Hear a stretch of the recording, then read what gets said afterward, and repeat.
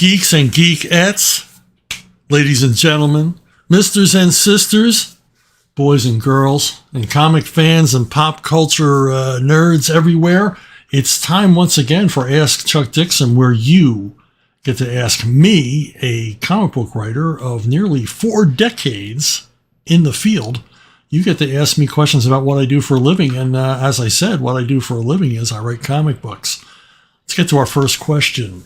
Steve Lang, could you talk about the planning process for the Nightfall storyline? In particular, I've always been a big fan of the ninja suit that Batman wore, the Mask of Tengu, while he was reclaiming the mantle of the Bat. Who came up with that? Well, anyway, the process for Nightfall really began with Denny O'Neil. He laid down the framework. And by that, I mean basically the whole story in broad strokes. And the beauty of what he put down was it had all of these natural dramatic high points and dramatic reveals and natural suspense situations and, all the stuff that you have to have in a saga, in a long story. And there were character arcs, and these were all built in. Like I said, it was broad strokes. I think the original Nightfall outline was only a handful of pages, which we read. Obviously, the associate editors and Doug Mensch and Alan Grant and myself. And this stuff was presented to us by Denny over the course of a morning at a Bat Summit. And as I've said before, I was only writing Robin at the time, so I'm sitting there like, why am I here? Maybe if somebody has a question about Robin, or obviously Robin's going to play a part in this, but this Nightfall isn't about Robin, so why am I here? And when we broke for lunch, Denny asked me to stay back to talk to me alone, and that's when he offered me Detective Comics, and that's when I enthusiastically said yes. I want to write Detective Comics. Of all the Batman titles there were, I wanted to write Detective Comics, especially after this awesome storyline that Denny had laid down. And the process after that was was over the course of several Bat Summits. I'm going to say 4 or 5 over the 2 years that Nightfall and Night's Quest and Night's End and Prodigal and all of that ran. It was, primarily Doug and Alan and I doing the writing. And we would work from Denny's broad strokes outline with Denny's guidance, along with Scott Peterson and Darren Vincenzo and Jordan Gorfinkel. And we would sit in some luxurious resort and map out issue by issue what we were going to do. Planning things like miniseries that would tie into it and specials that would tie into the story. And just, on a incredible number of whiteboards, just sort of draw out like the next 6 to 8 months of continuity. And we continued doing this through Contagion and Cataclysm and all the rest. And that really was the process. But Nightfall was just beautiful. It was just elegantly put together, a lot of fun to work on. Challenging, but a lot of fun to work on. And we had a great team. We all played well together. We all had egos, but we didn't let them get in the way. And Denny was, he was the guy to run things. And he chose Doug and Alan and I because we were reliable talents who were serious about our work and would get the stuff in on time, which was imperative on a project this big. And remember, this wasn't just appearing in the comic shops, it was also appearing on newsstands. And newsstand deadlines are unforgiving. You've got to meet those print dates. So Denny needed a solid team of both writers and artists, people he knew, could operate a calendar properly and keep up. And we did. And I think we had a lot of fun doing it. And I know I did. And that was really the process. It was just all of us, heads down, working together and cooperating with the able assistance of, Denny's merry band of associate editors who were all extremely talented in their own right. It was it was a once-in-a-lifetime experience. I think a once-in-a-lifetime gathering of talents. Absolutely perfect and suited to the task, and I'm honored to have been a part of it. Now, Tengu, I kind of think Tengu was my idea. You know, when you do this stuff and it's a cooperative, you kind of lose track of whose idea was what. I mean, I clearly remember Doug took over the healing of Bruce Wayne, Dr. Kinsolving and all that stuff, and that was his part of things. But I kind of think Tengu, I read about the Tengu, the Japanese forest demon, in a book somewhere, and it might have been me who suggested it. And it seemed perfect to have Batman have another guise based on ninjas. It just seemed to fit the Batman thing. And what cements in my mind that I might have been the one to create Tengu was that I used him, I think, more than anybody else.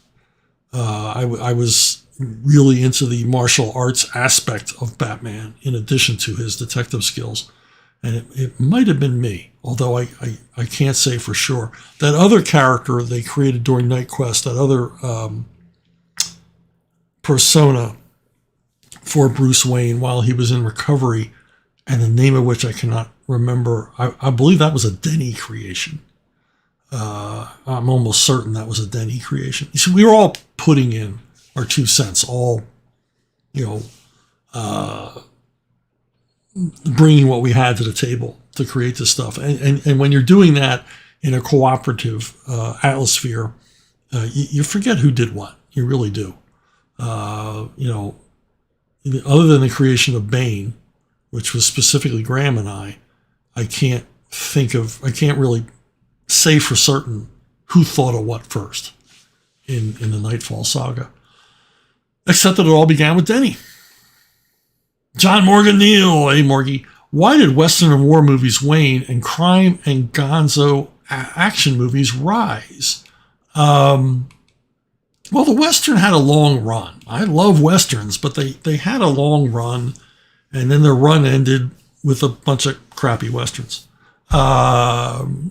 So, every once in a while they'll go back and make a Western, but, for the most part, that long cycle lasting from the 1930s into the early 1970s, it's over. It's probably over forever, as I said, very sadly, because Westerns are my favorite genre.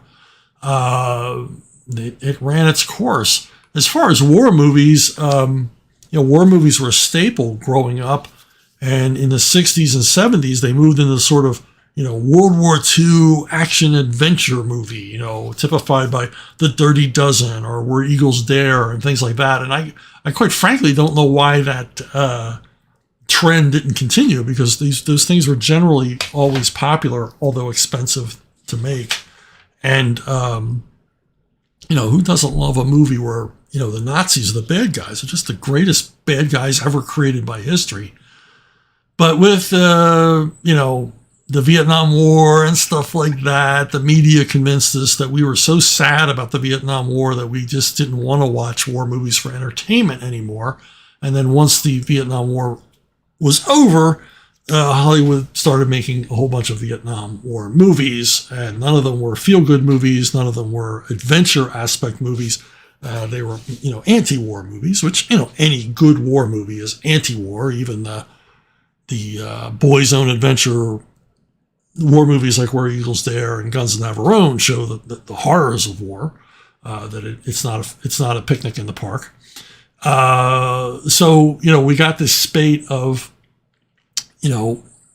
Platoon and Hamburger Hill and Full Metal Jacket and Born on the 4th of July and all these other movies, feel bad movies about Vietnam.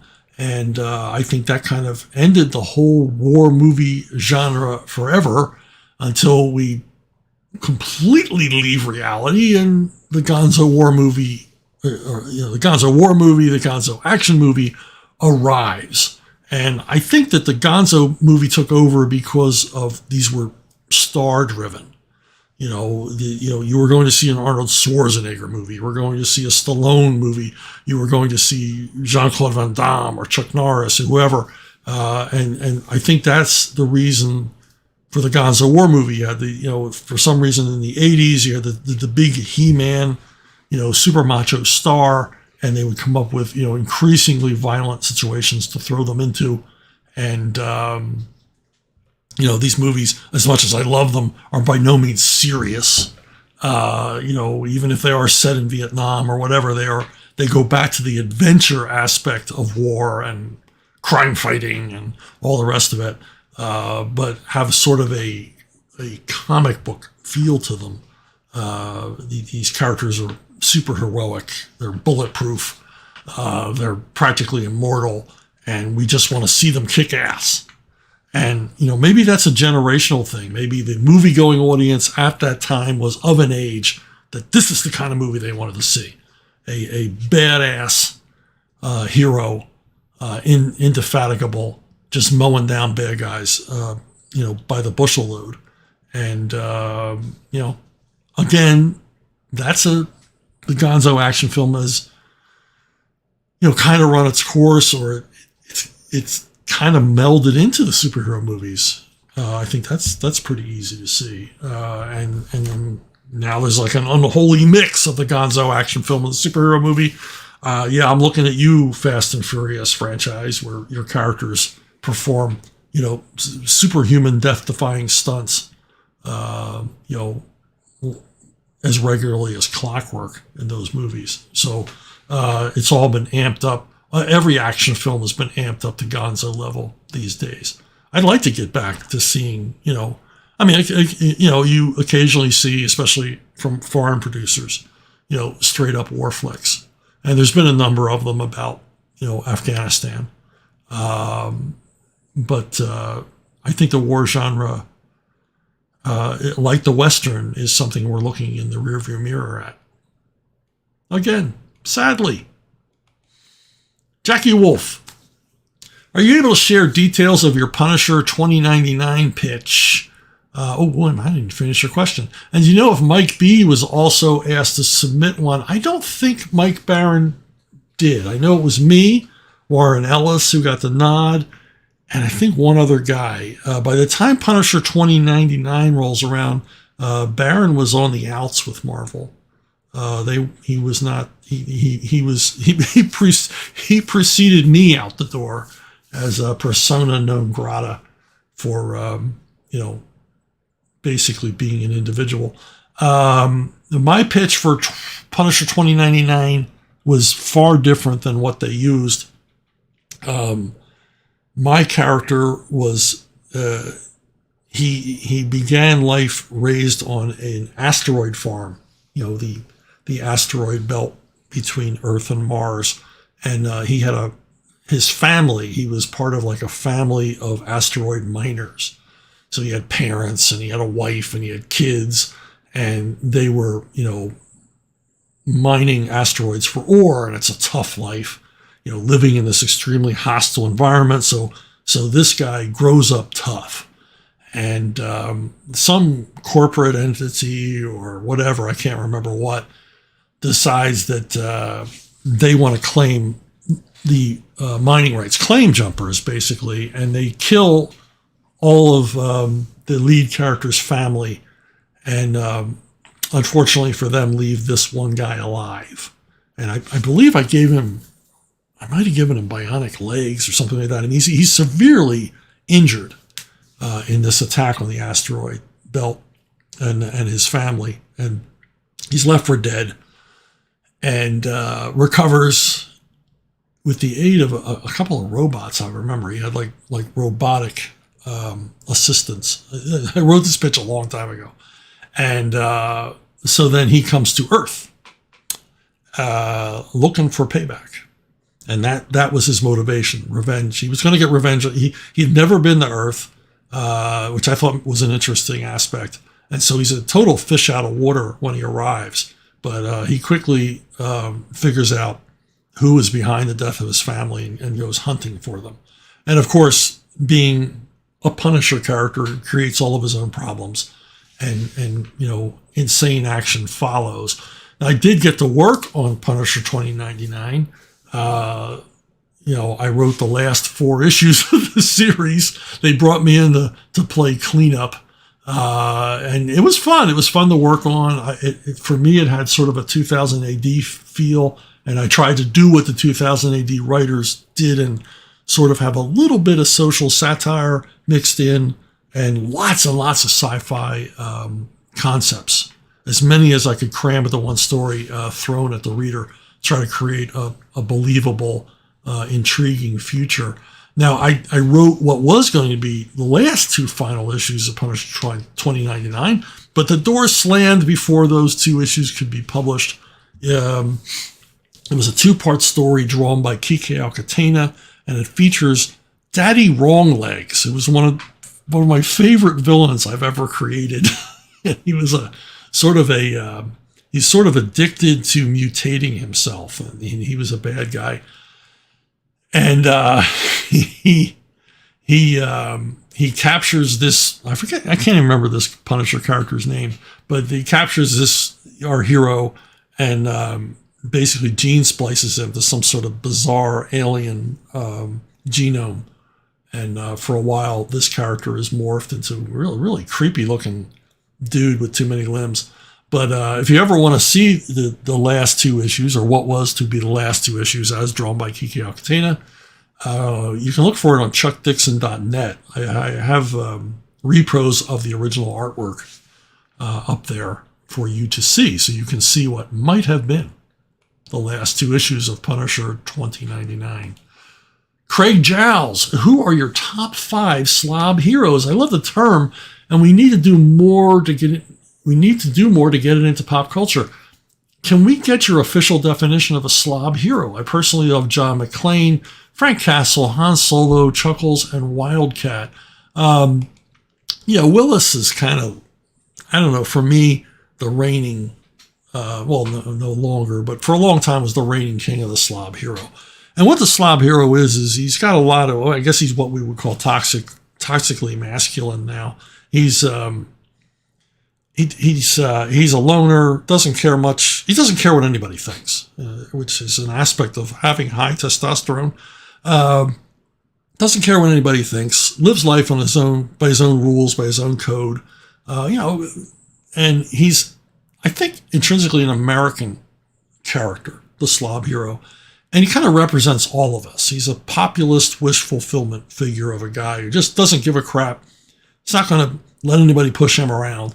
And he's going to do whatever he's going to do. And he also, he's never highly educated, but he's intuitive, has a lot of common sense, and is generally, he's usually cynical about the world. He sees the world the way it really is. He's not a romantic figure, generally, unless it's tragically romantic. But who are my top 5 slob heroes? Well, Bogart was, I think, the ultimate slob hero. No matter what he was in, even if he was in a movie where he was among sophisticated company, he was always the disruptor. He was the guy off the streets. He was the tough-minded individual who just didn't take any crap, had no pretensions, and didn't suffer any pretensions from anybody else. Whether he was playing a private detective or a nightclub owner or a gangster, Bogey was always he always spoke for us in the movie. He always said what was on our mind. And, the list of Bogart one-liners where he just eviscerates, people who are full of themselves, the list goes on and on. But, I think that was Bogart's charm, in the golden years of his career, was playing that guy who just didn't take any crap. Rocky, obviously, off the streets, uneducated guy, lovable.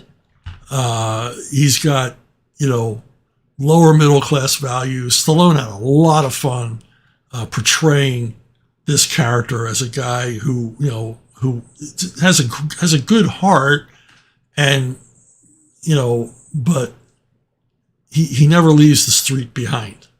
He never has any dreams of grandeur outside of the boxing ring.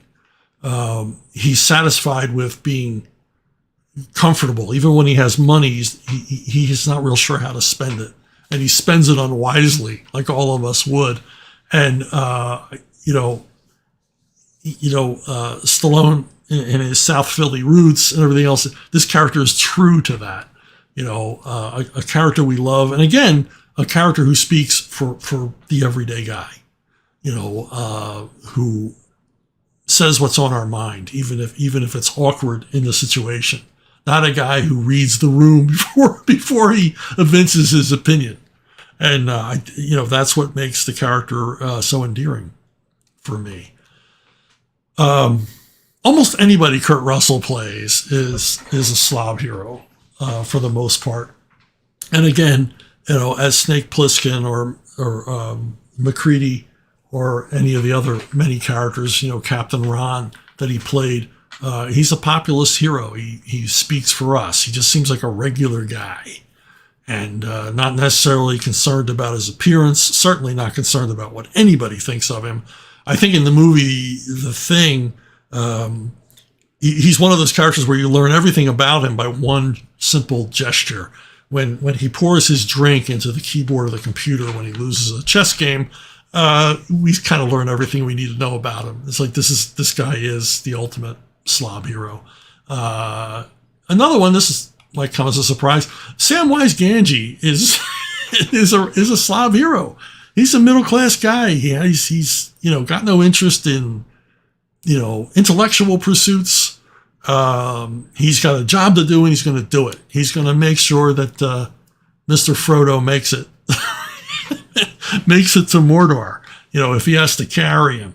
And he's often more concerned with what's for dinner as opposed to the more lofty concerns of the party around him.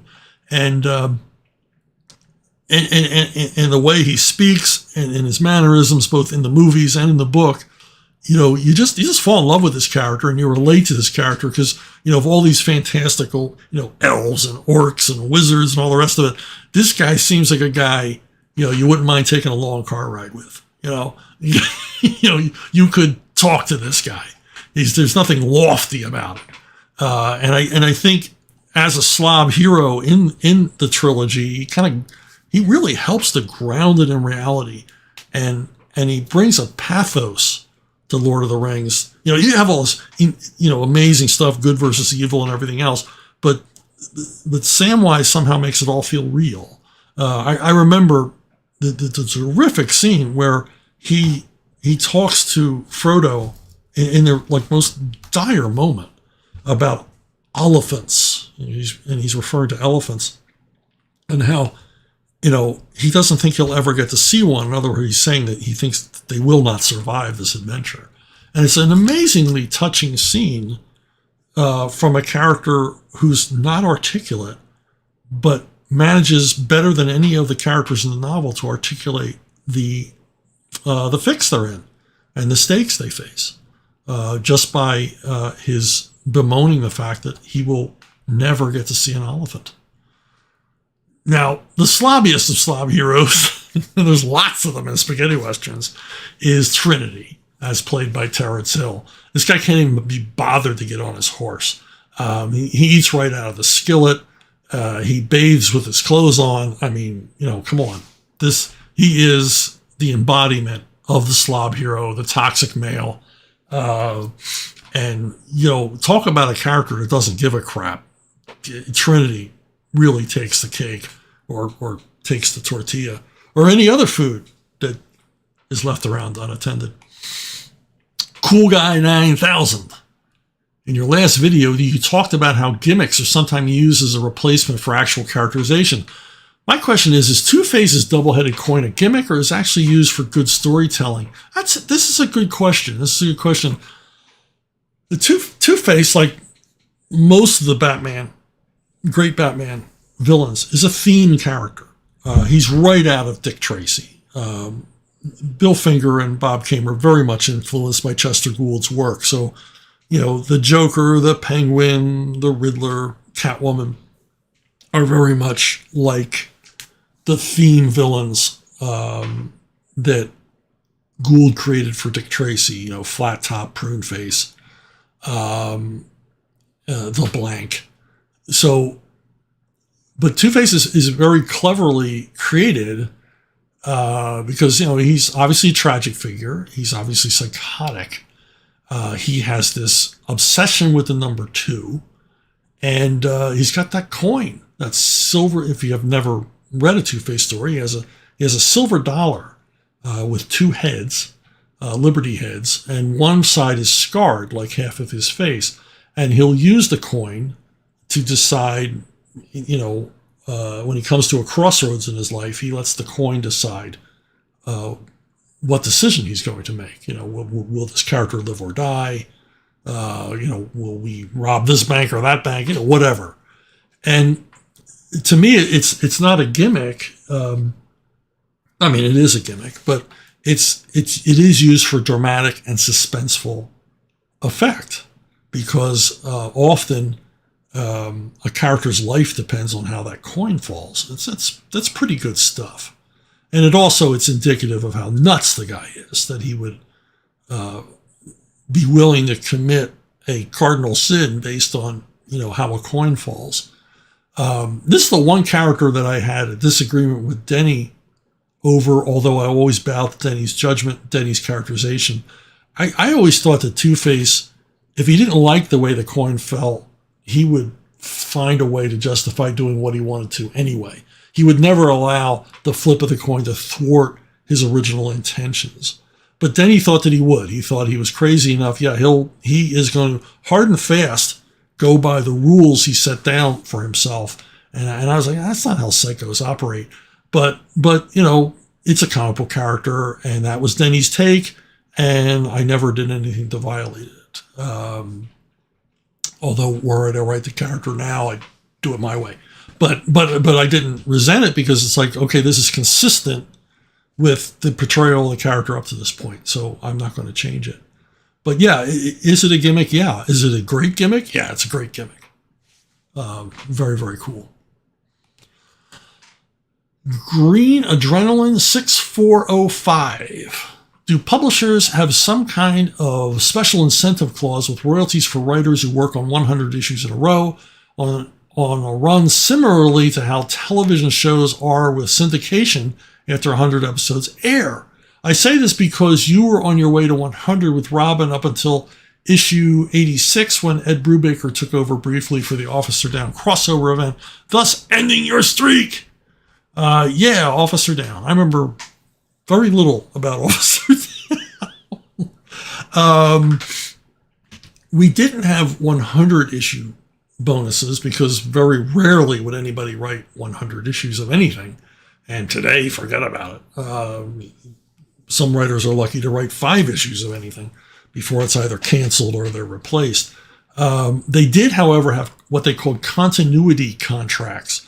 So if you were a writer on a book and you were selling and they wanted to keep you there for the sake of consistency, you would be basically given a contract for 12 issues. And if you completed those 12 issues, within the time allotted, you would be paid for a 13th issue that you didn't write. In addition to that, generally, if you were the regular writer on a book with a continuity contract, you would also write an inventory issue, a standalone story that would be drawn and ready in case there was some problem, and it could be inserted in the schedule in case, a artist fell behind or something else. So in effect, you were being paid to write 14 issues a year, and but you only had to write 13 of them. The bonus was the pay for an extra issue at the end of your continuity contract. Now on Robin, I had lots of these. Every year was a new continuity contract. Same on Detectives, same on Nightwing, same on Birds of Prey, same on Green Arrow. So, a nice little bonus at the end of the year, a little Christmas bonus. Depending on how many books you've written that year, it could be pretty decent. Now, the reason why I didn't write, I think you asked a question coming up about my further feelings about not getting to write that issue tied into Officer Down. And yep. Green Adrenaline, you get a twin spin. All right. Your follow-up question. Were you annoyed by that decision to replace you for one issue, or was just a pretty standard thing you knew would probably happen given how the comic business works? Now, my memories of Officer Down were that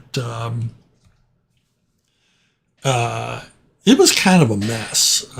It wasn't editorially driven. One of the writers in the room decided they were going to tell us what to do. Freelancers generally, resent being told by another freelancer what to do. You really want to look to an editor who might have answers to all your questions. But it was Officer Down was kind of dictated. And because it was dictated by a freelancer, that freelancer reserved all the good parts of the story for himself. So we reached a point where, I talked about Nightfall and how we would break down each issue. Well, Nightfall broke down so well, and because there were no overriding egos involved, everybody got a good part of the story. Alan, Doug, and I all got to write awesome parts. Every issue of Nightfall to me was incredible because we were advancing this incredible story, and we all got, good stuff. We got good meaty scenes. We all got our share of good reveals and dramatic turns and character bits and all the rest of it. So it was very evenly distributed. In Officer Down, that was not the case. There was a lot of, issues where lots of things happened, and they were generally assigned to the writer who came up with the idea. And the other issues were all exposition. They were all the boring parts of the story people usually skip. And I think I remember saying to the editor at the time, I don't know what I'm supposed to do in this issue of Robin. I don't understand, there's no drama here. There's no real story progression. There's no moments. It's a lot of yakety yak, yak, yak, a lot of exposition. There's not even any interesting police procedural investigating going on here. It's a lot of wheel spinning. If you watch series done for streaming TV, you know what I mean. You'll have whole episodes that just seem to spin their wheels for no reason because the producers contracted for 10 episodes and only had enough story for 6. I think Officer Down had enough story for about 3 comics, but it was spread out over the whole line of Batman books. And I simply didn't know what to write. And so they had Brubaker write it, which, fine with me. Ed's a good guy. I never read the issue, so I don't know what it was like. Now, having the 100 issue run interrupted, that's not a big deal. I mean, I'm not that OCD. I got to write a lot of Robin. So, hey, it's a triple spin for Green Adrenaline. Okay, lastly, since you worked ahead during your time at DC, do you remember writing an actual Robin 86? And did that story ever get released or make its way into another series you worked on? Now, generally, this was Robin 86, as written by Ed Brubaker. This is Robin 87, the issue that followed. Generally, I worked so far ahead that I could work crossovers like this into my run if I had to, just by moving things around. Now, I don't remember what happened in this instance, but I remember in a particular instance in Nightwing, I had to write a standalone issue. We had an arc going, and a big crossover, I think it was 1 million, was going to drop right in the middle of that arc and interrupt it. And so what I did was I wrote a standalone Nightwing issue to run before the arc began, and that sort of bumped everything along so that 1 million appeared between that standalone issue and the beginning of the next multi-issue arc. And that may have been what I did here. I really don't remember. But like I said, it wasn't heavy lifting to do something like that because I worked so far ahead. There was no time crunch. I was probably a good 6 months ahead of my artists on Robin at this point. And so it really wasn't that much of a hassle. The only hassle was, I just didn't know what they wanted in Robin 86. It was very, there wasn't a lot to do there. And at that point, Denny was gone. All of Denny's associate editors were gone. And the group editor on Batman was, as I've often referred to, indifferent. So really didn't care to help me at all. Not that I'm a writer who generally asks for help. But, when I asked for help, I was just told, we'll just have Ed write it, since you're, bereft of ideas, which wasn't the case, but I think that's how they phrased it at the next editorial meeting. Chuck's out of ideas. Ace Mowick, got to throw you a Western question, another Western question. Throw you a Western question if you need one for an episode. Have you read Man from the Great North, also known as Jesuit Joe by Hugo Pratt? It functions like a Western, but set in Canada. If so, what are your thoughts? Yes, I have read. In fact, I had a copy of Jesuit Joe, I believe in Italian, for years before before Dean Mullaney published a version, an excellent version in English. It's a Western, even though it's set in Canada. It's set during the period time of Westerns, I think during the 1880s. And it features a rather psychotic Canadian Mountie. It's one of my favorite Hugo Pratt works in that there's not a lot of dialogue. It's largely visually told, but it's bleak. I mean, it's Cormac McCarthy bleak, because Jesuit Joe, the lead character, not wrapped too tight. But it's I think it's some of Pratt's best work. And like I said, it kind of reads like a demented Dell comic. Because a lot of 6-panel grids, which if you've watched these videos, I just love a good 6-panel grid. And yeah, it's good stuff, but bleak. Not the feel-good comic of the year. J.R. Nuto, I am wondering if your latest Conan novels are set between any specific REH tales. I'm a Conan chronology nerd, so somewhat obsessive about how I catalog my collection. I'm not as big on the scholarship of the Hyborian Age as some Conan writers. I think I'm the anti-Roy Thomas when it comes to that. There's two ways of writing Conan, and I think both are valid. There is the Roy Thomas way of staying with the Howard chronology and history and trying to fit the stories exactly into those histories. And I can't say anything bad about that because Roy's the guy. I mean, I don't know how many of us would even be talking about Conan now if it wasn't for Roy Thomas's insistence that Marvel give Conan a shot as a Marvel character. It's because of the comics we remember him. I mean, yes, the Lancer paperbacks sold a ton, but the comic is really what put Conan back into the pop culture arena and why he's around today. So I'm, approaching it the way Roy Thomas did is worthy of praise. And we should all be grateful for that. But I kind of write Conan the other way. Just standalone adventures, geared toward basically motorcycle gang members and maybe convicts doing 20 in prison. I kind of write them as casual reads, not scholarly works. But I'm very serious about them. It doesn't mean that I'm throwing everything away. And my novels are generally based, and you can probably pretty easily fit them into the chronology because I do look at the chronology and I do figure out, well, okay, he was a mercenary in Koth at this time. So that's, I want to write a mercenary story. So he's going to be a Kothian. He's going to be a mercenary working for a rebel Kothian prince in this novel. And the next novel, he's riding across the Zuagir with a bunch of desert bandits. And that fits into this part of his career. And, coming up, he's a mercenary for the Nemedians, fighting the Aquilonian legions. That's in the third novel that I'm currently writing. And that fits into the chronology. So, and, place names and character names and everything else, all kinds of things that Howard created, I put in there. And more importantly to me than anything is, the map, making sure the map works. Yeah, I've got a lot of crap over the years for having the media have a navy.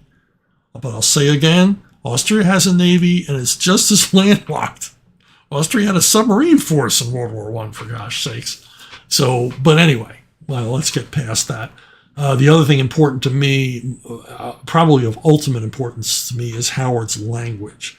I don't copy Howard's language, but I restrict myself so there's no anachronisms. I restrict myself to the lexicon used by Howard, and when that doesn't work, I come up with words or find words that will fit without seeming out of place. I don't want to write anachronistic stuff, even though the Hyborian Age is made up and God knows how they talked. I try to keep the dialogue in a line with Howard's, and I kind of like writing that way, where it's a little bit stilted, but sometimes you can use the pretensions in the dialogue or the over-articulation of dialogue for humor. And not comedy, but humor. Conan is sometimes unintentionally funny, and also stay with the direct, brutal nature of Howard's writing and the world he created. So I'm trying to write the best pastiche that I can and introduce concepts that are comfortably fit inside of Howard's world, but maybe are a little different than what he would have done. Maybe, I like to imagine, and it's probably really a lot of hubris on my part, but I try to imagine these as the stories Howard might have written, if he had lived longer. So, but yeah, I mean, that's my approach. So yeah, I'm serious about it, but I'm not serious to a level of scholarship. And I think that if you're a Conan scholar and you know his timeline, you can pretty quickly place these stories on that timeline within the first few pages. Hey, speaking of Conan, and I have, Siege of the Black Citadel is out right now. It's at Amazon. It's also available at Barnes & Noble. It is also available directly from Archaven. I'll put the link below in comments. And if you order it from Archaven, you not only get the paperback, but you get the free ebook version. And for right now, it's the only way you can get the ebook version, if that's the way you read your fiction. So, if you need to contact me with questions, suggestions, whatever you got, I love hearing from people. Contact me at brunobookstore@gmail.com. brunobookstore@gmail.com. Of course, you can leave messages right here under the video, but I might miss them. You can contact me on Facebook or Twitter, but I might miss them. But I never miss anything that shows up at brunobookstore@gmail.com. And, hey, I'm not going to keep secrets from you. I put you on my email mailing list, let you know about stuff I have coming up that you might otherwise never learn about. So that's it. That's it for me this week. Thanks for listening. Thanks for watching, subscribing, whatever it is you do to help spread the word about my little show here. And I will see all of you, hopefully,